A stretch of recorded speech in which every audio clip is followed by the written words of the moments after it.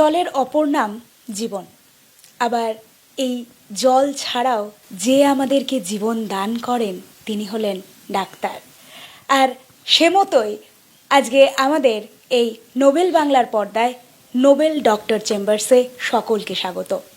ইতিমধ্যেই আজ যে জায়গায় আমরা দাঁড়িয়ে রয়েছি সেই জায়গায় কিন্তু ইতিমধ্যেই আমাদের মধ্যে একটা কিন্তু রয়েছে শোরগোল। সেই শোরগোল রোজকারের সাধারণ ঘটনা, আর সেই এক সাধারণ ঘটনা নিয়েই এই মুহূর্তে আমার সাথে রয়েছেন ডক্টর নারায়ণ রায়। আমি সরাসরি তার কাছে চলে আসব।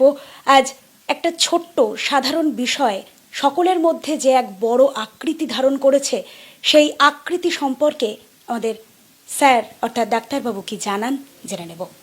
নমস্কার।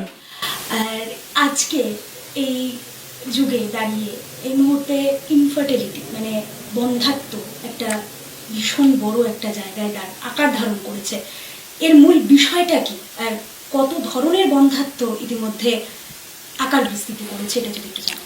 ইনফার্টিলিটি বা বন্ধ্যাত্ব বলতে আমরা বুঝি যখন আমরা সন্তান ধারণে অক্ষম হই তখনই মেইনলি আমরা ইনফার্টিলিটি বলি।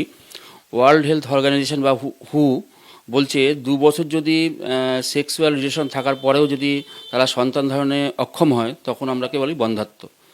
বন্ধ্যাত্ব সাধারণত 2 প্রকার, primary infertility and secondary infertility. Primary infertility হচ্ছে প্রথম অবস্থায় যদি তারা সন্তান ধারণে অক্ষম হয় তখন তাকে আমরা বলি primary infertility. Secondary infertility second time, first টাইমে তাদের বেবি হয়েছে, সেকেন্ড টাইমে যদি তারা সন্তান ধারণে অক্ষম হয় তখন তাকে আমরা সেকেন্ডারি ইনফার্টিলিটি বলি। আচ্ছা, এই ক্ষেত্রে আমরা মানে 2 ধরনের কারণের পরিপ্রেক্ষিতে 2 ধরনের বন্ধ্যাত্ব দেখে থাকি। তো এক হচ্ছে পুরুষ বন্ধ্যাত্ব, মহিলা বন্ধ্যাত্ব, 2 রকম দিক রয়েছে। এর বিষয়টা যদি একটু আমাদের কাছে পরিষ্কার করেন। দেখুন, আমাদের সমাজ ব্যবস্থায় আমরা প্রথমেই বলি ইনফার্টিলিটি যদি হয় মেয়েদেরকে আমরা দায়ী করি বন্ধ্যাত্বের জন্য, কিন্তু সমীক্ষায় দেখা গেছে 40% পুরুষরা দায়ী, 35% মেয়েরা দায়ী। বন্ধ্যাত্বের জন্য মেল ফিমেল উভয়ই দায়ী হতে পারে। অতএব বন্ধ্যাত্বের ট্রিটমেন্ট শুধু যে মহিলাদের করলেই হবে সেটা না, যদি পুরুষরাই দায়ী হয় তাহলে তাদের ট্রিটমেন্ট করা দরকার। আচ্ছা, এই এতদিনকার আপনার ক্যারিয়ার জীবন, আজকে ডাক্তারি জীবনের মধ্যে রয়েছেন আপনি, কি কি ধরনের কেস এসেছে এখনো পর্যন্ত সেটা যদি দেখুন, হোমিওপ্যাথিক ট্রিটমেন্টে প্রচুর সাফল্য আমি পেয়েছি। শুধু আমার সাফল্য প্রচার করা না, বহু ডাক্তারবাবুরাই হোমিওপ্যাথিক ট্রিটমেন্ট করে বহু সাফল্য পেয়েছে। যেখানে অ্যালোপ্যাথিক ট্রিটমেন্টে কোনো উপায় নেই, আইভিএফ করার কথা বলেছে কিন্তু তাদের ক্ষমতা নেই আইভিএফ করার, সেক্ষেত্রে আমরা সাফল্য পেয়েছি। এর মধ্যে আপনার ধরুন এমন পেশেন্টও পেয়েছি যার রিসেন্ট আমি বলবো উত্তর চব্বিশ পরগনা গাইঘাটায়, সেখানে একজন পেশেন্টের একটা এইচএসডি করার পরে একটা ফ্যালোপিয়ান টিউব পাওয়া যায়নি, আরেকটা ফ্যালোপিয়ান টিউব 80% ব্লক। সেখানে কোনো উপায় নেই, তার ক্ষমতা নেই আইভিএফ করার। সেখানে আমার কাছে এসে বেশি সময় লাগেনি, কয়েক মাস সে কনসিভ করেছে এবং এখন 4 মাস চলছে। রিসেন্ট আরেকটা কেস বলবো, পান্ডুয়া থেকে আসেন, তার অনেকগুলো সমস্যা, তার মধ্যে একটা ছিল হচ্ছে Fallopian tube totally block, 100% block.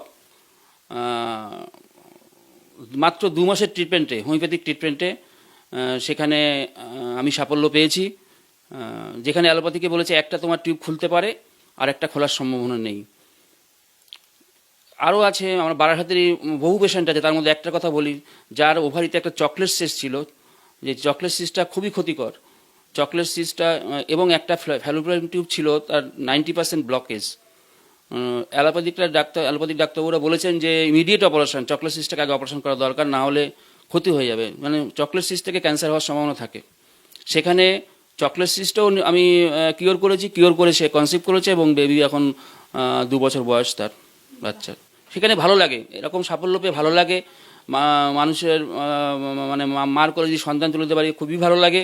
সেখানে এরকম বহু কেস আছে, আমি এখন সব তো বলা সম্ভব না।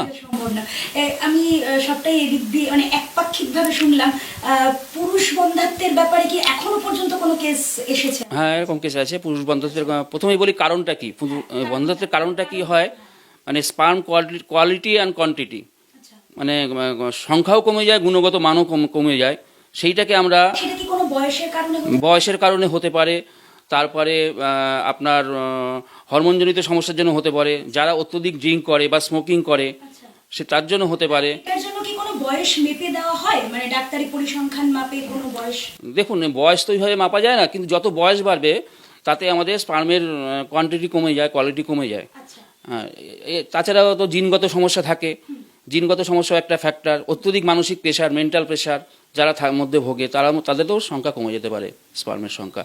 স্পার্ম একটা প্রধান কারণ স্পার্মের সংখ্যা কমে যাওয়া, আচ্ছা, মানে এটাই মূল কারণ? এটাই মূল কারণ। আচ্ছা, আগামী দিনের জন্য মানে এইটা কি মানে সব সময়েরই একটা সমস্যা হয়েই থেকে যাবে?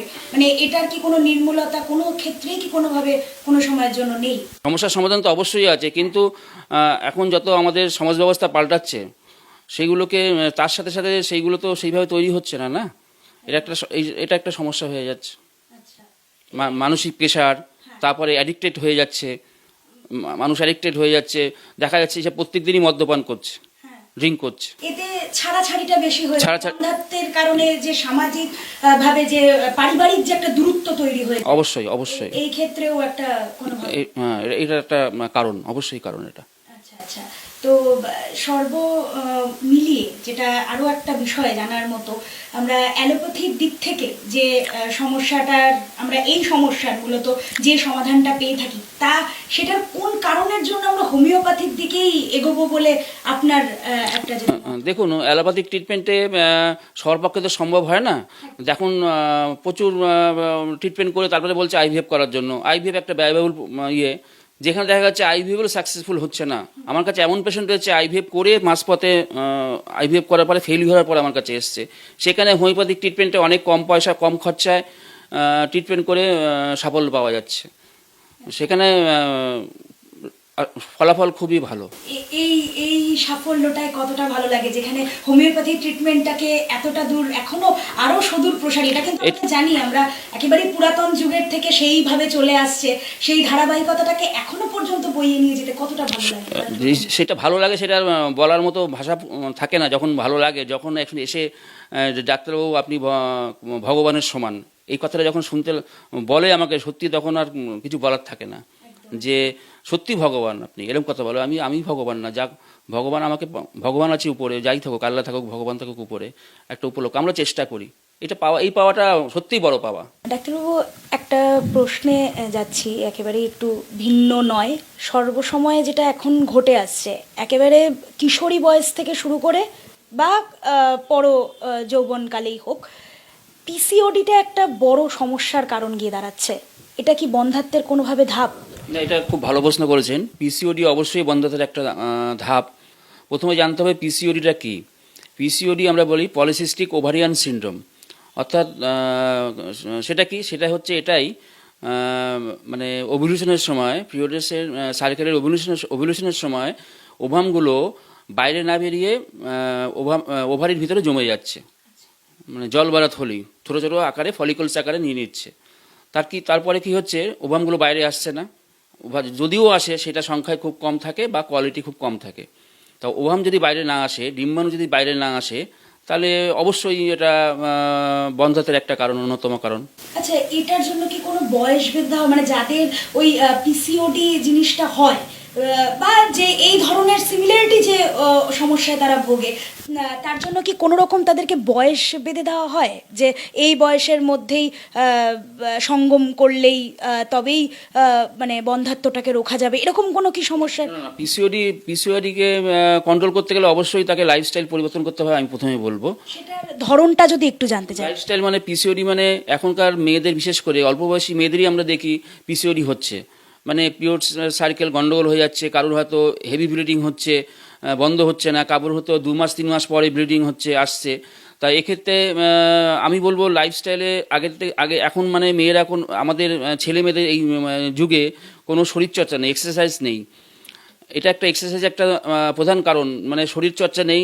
স্কুল কলেজে যাচ্ছে, বাড়ি থেকে যাচ্ছে, গাড়ি করে যাচ্ছে, আবার স্কুলে আসছে, এটা একটা কারণ। তারপর হচ্ছে ডায়েট, এই অত্যধিক ফাস্টফুড খাওয়া, মানে এই ফাস্টফুড একটা অন্যতম কারণ। ওয়েট গেইন হয়ে যাচ্ছে, তো ওয়েট গেইন হয়ে যাচ্ছে অত্যধিক ফাস্টফুড খাওয়া, তার জন্য পিসিওডি একটা প্রধান কারণ হচ্ছে লাইফস্টাইল পরিবর্তন লাইফস্টাইল অ্যান্ড ডায়েট। আমি একটু এর অন্য প্রশ্নে যাচ্ছি, মানে এই প্রশ্নেই পিসিওডির যে সমস্যার মধ্যে দিয়ে একটা আমরা দেখতে পাই যে শুধুমাত্র কিন্তু যারা খুব হেভি ফিগারের সেরকম কিন্তু নয়, এরকমও আমরা দেখেছি যে ভীষণ পরিমাণে রোগা অথচ তার পিসিওডি রয়েছে। সেই ক্ষেত্রেও তাহলে তাকে আমরা কিভাবে গাইড করব? না, অবশ্যই তার আপনি ঠিকই বলেছেন যে মোটা চেহারা না, তার চেহারা অনেক হালকা, তবু তার পিসিডি পাওয়া গেছে মানে অবশ্যই তার খাওয়া দাওয়ার পরিবর্তন আনতে হবে, খাওয়া দাওয়ার পরিবর্তন আনতে হবে, এক্সারসাইজ করতে হবে, সুষম খাবার গ্রহণ করতে হবে।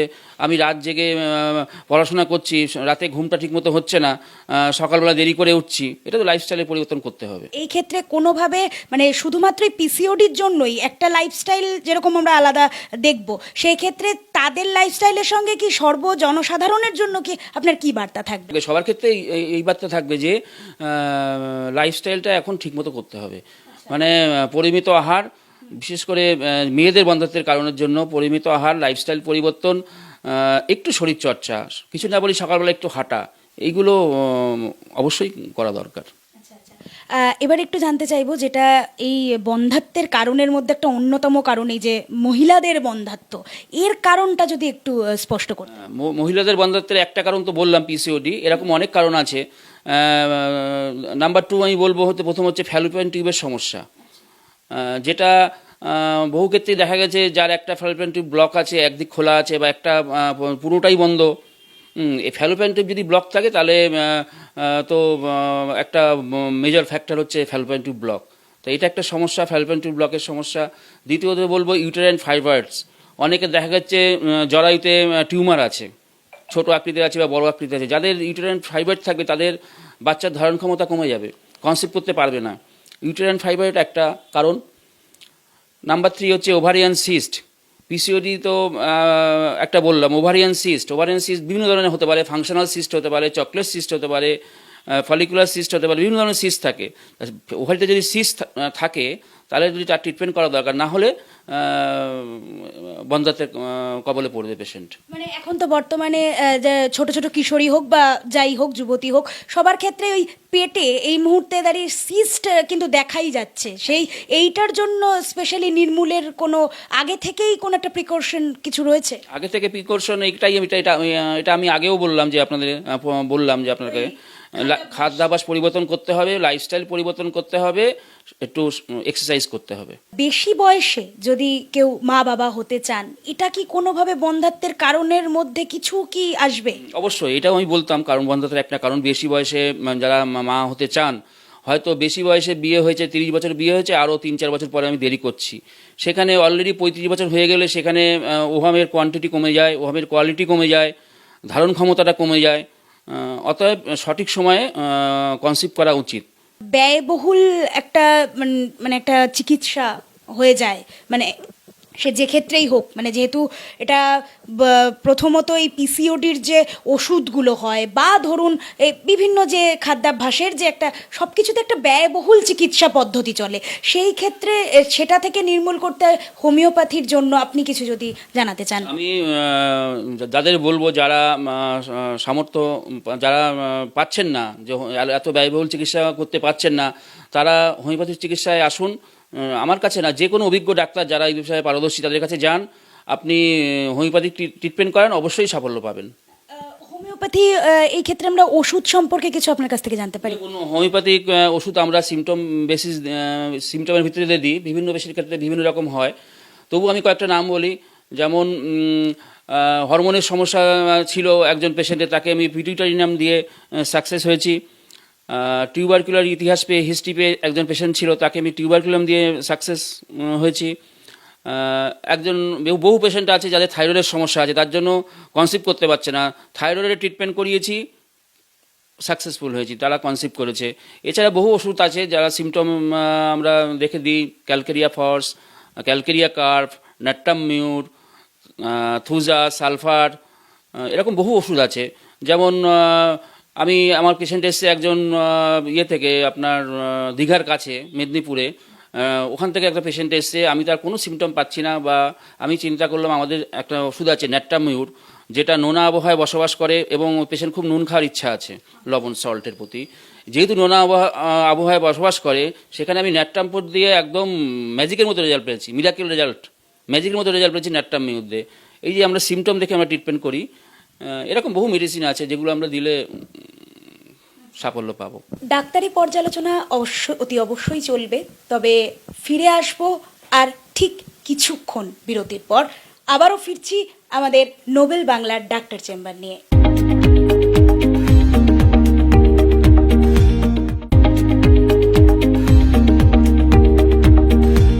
ফিরে এলাম নোবেল ডাক্তার চেম্বার্স নিয়ে।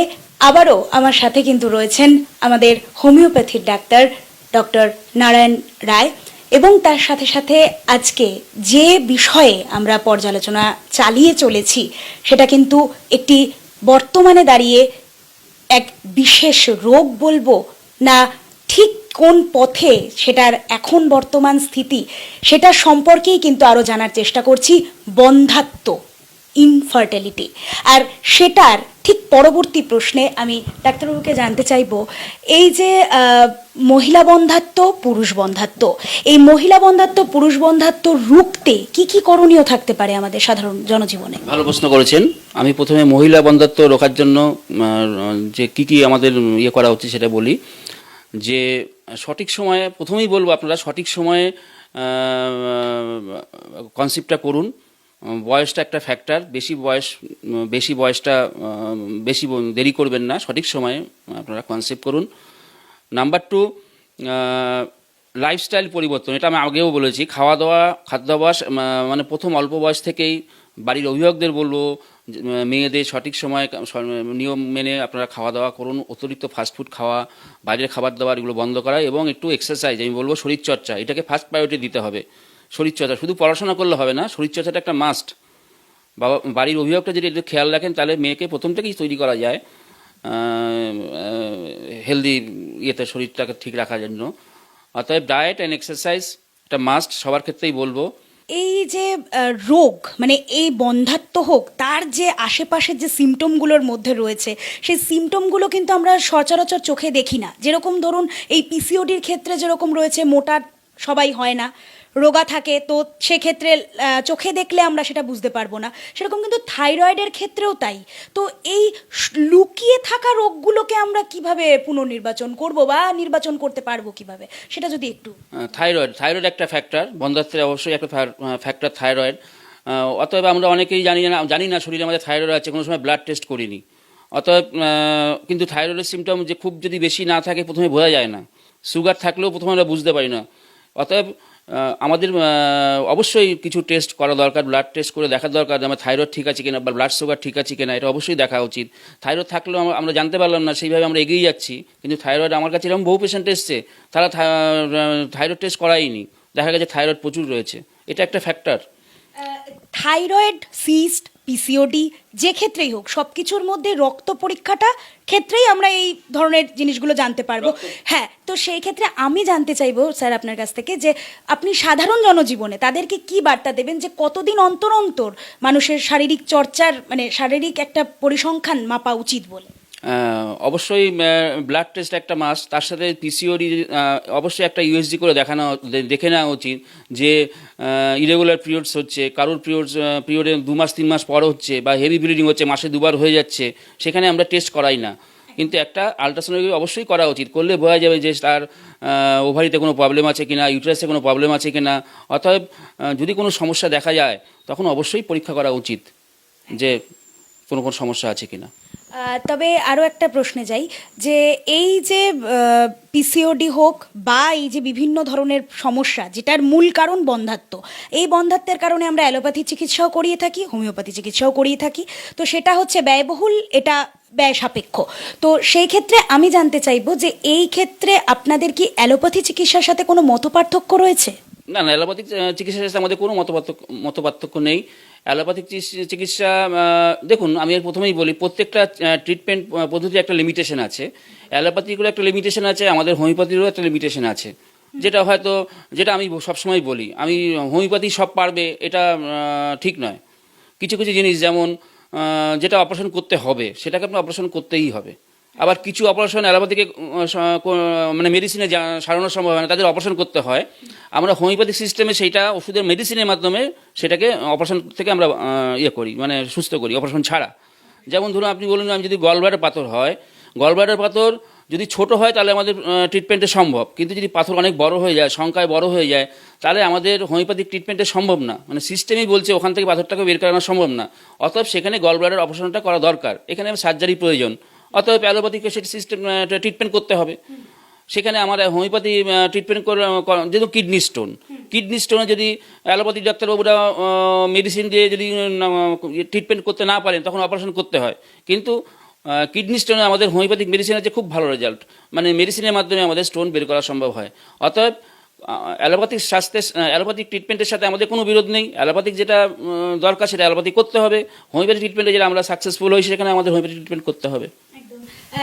এই সব ক্ষেত্রেও মানে বন্ধ্যাত্ব হোক, যেই ক্ষেত্রেই হোক না কেন, সব ক্ষেত্রেই তো এখনো নতুন প্রজন্মকে কিভাবে এগিয়ে যেতে বলবেন এই হোমিওপ্যাথি চিকিৎসার মধ্যে দিয়ে?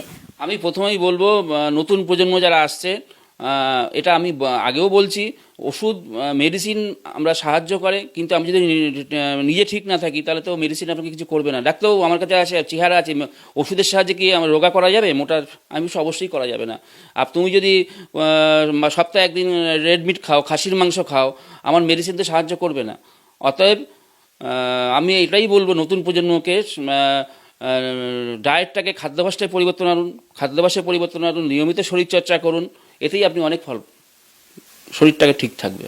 আচ্ছা, এই হোমিওপ্যাথি চিকিৎসার ক্ষেত্রে সরকারি কোনোভাবে কি ভূমিকা রয়েছে, কোনোভাবে হেল্প বা কোনো কিছু, যে কোনো ক্ষেত্রে? না, সরকারি এখন হোমিওপ্যাথিক ট্রিটমেন্ট মানে খুব গুরুত্বপূর্ণ জায়গায় রাখছে, সরকারি নজরে রাখছে। তার কারণ আমি বলবো এখন প্রত্যেকটা হসপিটালে, প্রত্যেকটা ডিস্ট্রিক্ট হসপিটালে, হেলথ সেন্টারে, মানে আমাদের জেলা সদর হাসপাতালে প্রত্যেকটা জায়গায় হোমিওপ্যাথি ডাক্তারবাবুরা আছেন, এবং সেটা রিক্রুটমেন্টটা আপনার পিএসসির মাধ্যমেই হয়। রুরাল এলাকায়, গ্রাম্য এলাকায়, পঞ্চায়েত এলাকায় হোমিওপ্যাথি ডাক্তারবাবুরা আছেন, অ্যালোপ্যাথি ডাক্তারবাবুদের সাথে হোমিওপ্যাথি ডাক্তাররাও ট্রিটমেন্ট করছেন, এবং সরকারি সাহায্য এখন বিভিন্ন জায়গায় খুব ভালোভাবে এগোচ্ছে। সরকারি কলেজ আছে, হোমিওপ্যাথিক সরকারি কলেজ রয়েছে, তারপরে অনেক প্রাইভেট হোমিওপ্যাথিক কলেজ আছে, সেখানে সরকারি অনুদান পাওয়া যায়, এবং এইভাবে হোমিওপ্যাথি এখন সরকারি ভূমিকা খুবই ভালো। অসংখ্য ধন্যবাদ আমাদের ডাক্তার নারায়ণ রায়কে, এবং তার সাথে সাথে জানিয়ে রাখি আমাদের ডাক্তারবাবু কিন্তু শুধুমাত্র আমাদের এই দেশে নয়, বিদেশেরও কিন্তু বিভিন্ন জায়গা থেকে তিনি তার এই কাজের জন্য এত সম্মানিত হয়েছেন, এবং আগামী দিনেও তিনি আরও নতুনদেরকে যেভাবে উদ্বুদ্ধ করলেন সেভাবেই কিন্তু আমরা আগামী দিনে নতুন পথ দেখতে চলেছি। নোবেল ডক্টর চেম্বার্সের আজকের পর্ব এখানেই আমি শেষ করছি। আগামী দিনে অবশ্যই চোখ থাকুক নোবেল বাংলার পর্দায়।